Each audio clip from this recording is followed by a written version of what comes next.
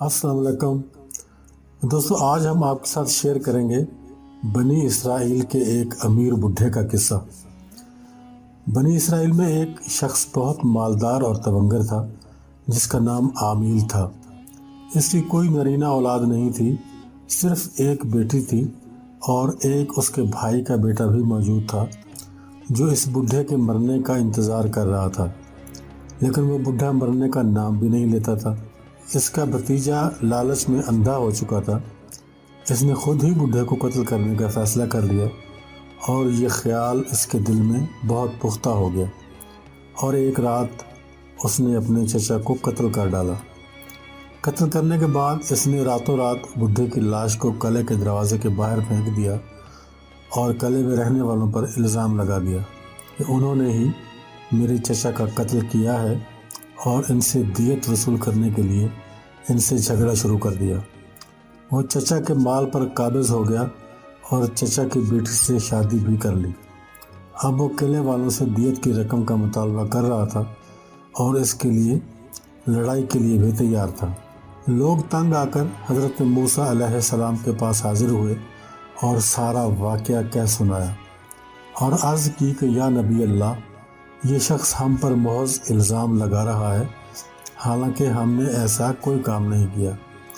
حضرت موسیٰ علیہ السلام نے اللہ تعالیٰ کے حضور دعا مانگی تو بارگاہ الہی سے وحی کا نزول ہوا اور حکم ہوا کہ موسیٰ اپنی قوم سے کہو کہ ایک گائے کو ذبح کریں۔ چنانچہ انہیں حکم سنا دیا گیا، لیکن آگے بھی بنی اسرائیل کے لوگ تھے، آسانی سے کہاں مانتے تھے۔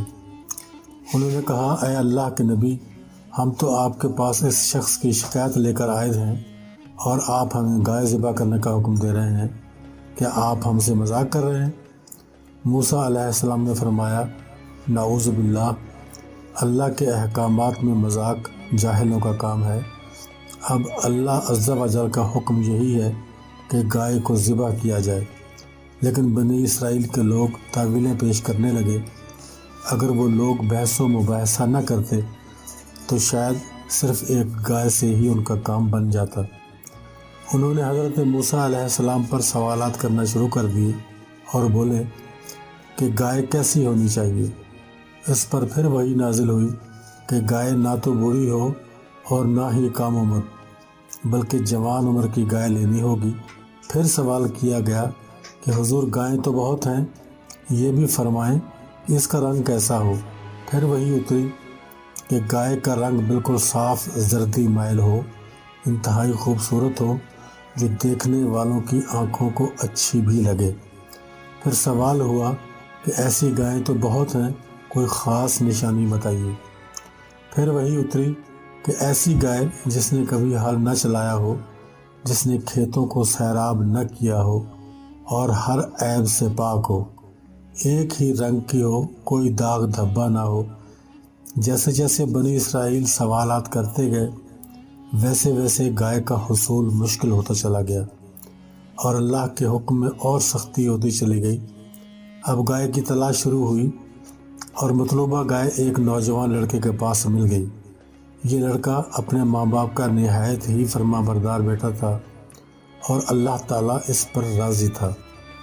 اس لڑکے کا باپ بنی اسرائیل کے ایک بہت نیک اور بزرگ صالح انسان تھا، اور اس کا یہی ایک بیٹا تھا جو ابھی بچہ ہی تھا۔ اس شخص کے پاس گائے کی ایک بچیا تھی۔ جب اس شخص کا آخری وقت آ پہنچا تو اس بچیا کو جنگل میں لے گیا اور بچیا کو ایک جھاڑی کے قریب چھوڑ دیا اور کہا، اے اللہ عز و جل، میں اسے تیری امانت میں دیتا ہوں، جب میرا بچہ جوان ہو جائے گا تو وہ اسے لے جائے گا۔ اس کے بعد اس شخص کی وفات ہو گئی۔ کچھ عرصے بعد بچیا درمیانی عمر کی ہو گئی اور بچہ بھی جوان ہو گیا۔ وہ اپنی ماں کا بہت فرما بردار اور بہت نیک بیٹا تھا۔ وہ اپنی رات کو 3 حصوں میں تقسیم کرتا تھا۔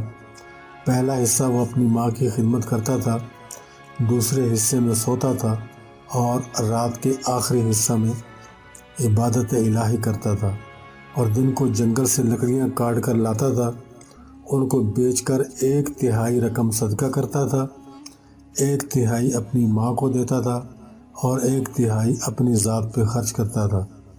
ایک دن اس کی والدہ نے کہا، اے نور نظر، تمہارے باپ نے جنگل میں اللہ کے نام پر ایک بچیا چھوڑی تھی، وہ اب جوان ہو گئی، اب تم جا کر اس گائے کو لے آؤ۔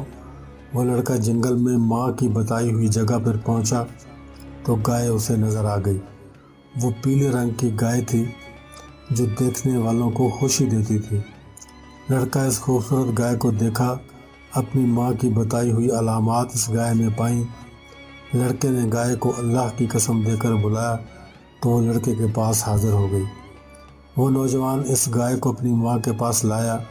ماں نے حکم دیا کہ اس گائے کو بازار میں لے جاؤ اور 3 دینار پر فروخت کر دو، اور ایک شرط رکھی کہ سودا میری اجازت کے بغیر طے نہ کیا جائے۔ اس زمانے میں اچھی گائے کی قیمت 3 دینار ہی ہوا کرتی تھی۔ نوجوان اس گائے کو بازار لے گیا اور راستے میں ہی ایک آدمی نے اس گائے کی قیمت 6 دینار لگا دی، مگر یہ شرط رکھی کہ اپنی ماں سے مت پوچھنا۔ نوجوان نے اس شرط کو ماننے سے انکار کر دیا۔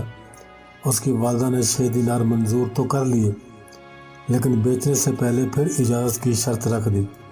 ماں کی اجازت ضروری تھی۔ نوجوان پھر بازار میں لے گیا۔ اس مرتبہ پھر وہی آدمی دوبارہ ملا اور اب کی بار اس نے 12 دینار قیمت لگائی، اور پھر وہی شرط کہ اپنی ماں کو نہ بتاؤ۔ نوجوان نہ مانا اور اپنی ماں کو بتایا۔ وہ جہاں دیدہ عورت تھی، وہ سمجھ گئی کہ خریدار کوئی انسان نہیں، یہ اللہ کی طرف سے کوئی فرشتہ ہے جو آزمائش کے لیے آتا ہے۔ بیٹے سے کہا، آج اس خریدار سے کہنا کہ آپ ہمیں گائے کو بیچنے کا حکم دیتے ہیں یا نہیں؟ تو لڑکے نے ایسا ہی کہا تو فرشتے نے جواب دیا، ابھی نہ بیچو، روک رکھو۔ جب بنی اسرائیل کے لوگ خریدنے آئیں تو اس کی قیمت یہ مقرر کرنا کہ اس گائے کی کھال میں سونا بھر دیا جائے۔ فرشتے کی بات سن کر نوجوان گائے کو گھر لے آیا، اور جب بنی اسرائیل کے لوگ گائے کی جستجو میں نوجوان کے پاس پہنچے تو اس نے یہی قیمت بتائی۔ بنی اسرائیل کے لوگوں نے کہا، اس گائے کے بدلے 2 گائے لے لو۔ لڑکا نہ مانا۔ اسی طرح 10 گائے کے بدلے 1 گائے کا بھی کہا گیا، لیکن لڑکا اپنی بات پر اڑا رہا۔ پھر یہ لوگ نبی کے پاس آتے ہیں اور کہتے ہیں کہ گائے کا مالک نہیں مان رہا اور بہت زیادہ قیمت مانگ رہا ہے۔ نبی نے فرمایا، جو بھی قیمت مانگتا ہے وہ دے دو اور اسے ہر قیمت پہ راضی کر کے گائے خریدو۔ آخر گائے کے وزن کے برابر سونا اس نوجوان کو دیا گیا اور اس جوان نے گائے بیچ دی۔ ماں باپ کی فرما برداری کا اس کو اللہ کی طرف سے یہ صلہ دیا گیا جبکہ وہ محتاج تھا۔ اس کے والد کا بھی انتقال ہو چکا تھا۔ وہ اور اس کی ماں تنگی کے دن گزار رہے تھے۔ الغرض گائے خرید لی گئی اور گائے کو ذبح کیا گیا، اور گائے کے جسم کا ایک ٹکڑا مقتول کے جسم کے ساتھ مس کیا گیا، لگایا گیا تو وہ اللہ کی قدرت سے پھر زندہ ہو گیا۔ پھر اس سے پوچھا گیا کہ تمہیں کس نے قتل کیا ہے؟ تو اس نے بتایا کہ میرے بھتیجے نے مجھے قتل کیا ہے، وہ میرے مال اور میری بیٹی پر قبضہ کرنا چاہتا ہے۔ یہ سب تفصیل بتا کر وہ دوبارہ مر گیا۔ قاتل کا پتہ چل چکا تھا، قاتل کو پکڑ لیا گیا، اور فتنہ بنی اسرائیل میں سر اٹھا رہا تھا، وہ بھی دب گیا۔ مقتول کے بھتیجے کی مکاری اور یاری کھل کر سامنے آ چکی تھی۔ قرآن کریم میں ارشاد باری تعالیٰ ہے، ترجمہ، اور یاد کرو جب موسیٰ نے اپنی قوم سے فرمایا کہ بے شک اللہ تم کو حکم دیتا ہے کہ ایک گائے ذبح کرو، تو انہوں نے کہا کہ کیا آپ ہمارے ساتھ مذاق کرتے ہو؟